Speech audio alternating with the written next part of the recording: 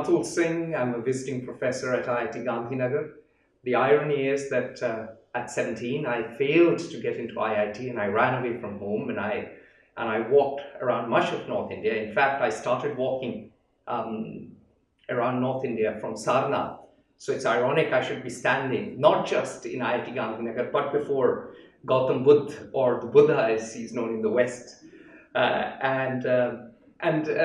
I'm here to talk about our story as in my story of meeting or coming across IIT Gandhinagar and the journey that we are all embarking upon at this institution. So how did I end up here? Well, I have been living abroad for a while. I am the founder, CEO and editor-in-chief of Fair Observer, a journal on world affairs. We have nearly 2,000 writers from over 70 countries, and I'm a classically trained humanist, or not so classically trained, but I'm a humanist. I'm from the humanities.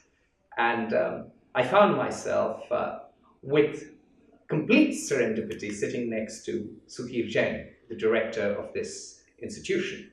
And we had a terrific lunch. He happens to come from the same state as me. We spoke in Hindi. We joked around, and he sold me on his vision for IIT, a unique place where students are at the center of all education, where they have inputs not only into when they attend their classes or when their classes are held, but also the design of the campus itself.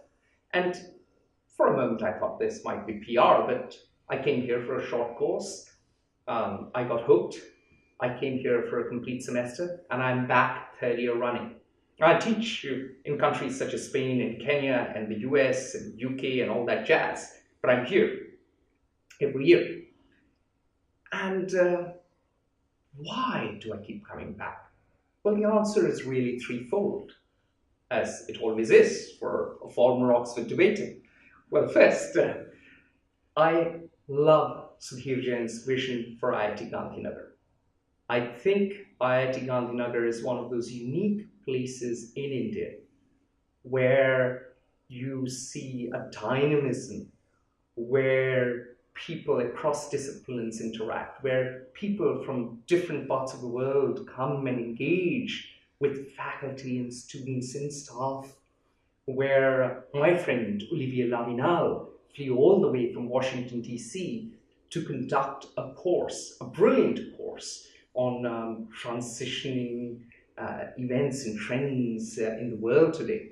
And that vision of a very rich, vibrant educational institution where teaching and research are world-class is something that is incredibly inspiring to be a part of. So, of course, I'm here firstly because of the vision. Second, I'm here because I love the people.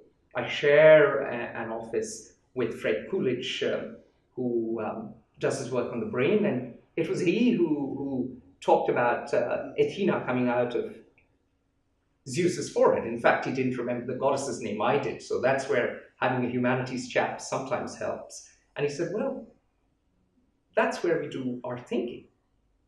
So, were the ancient Greeks onto something? Were they just guessing? Or were they intuitively figuring out how the brain functions? And that engagement with people, what we used to call Shastrarth in ancient India, or in Greece, we'd call Socratic discourses, the fount of much of our knowledge. And it's not just Fred Coolidge, it is Michel Denino, it is other faculty members, it is the students, it is the visitors, it is the staff that make this institution such an incredibly rich petri dish of ideas, of insights, and of real wisdom.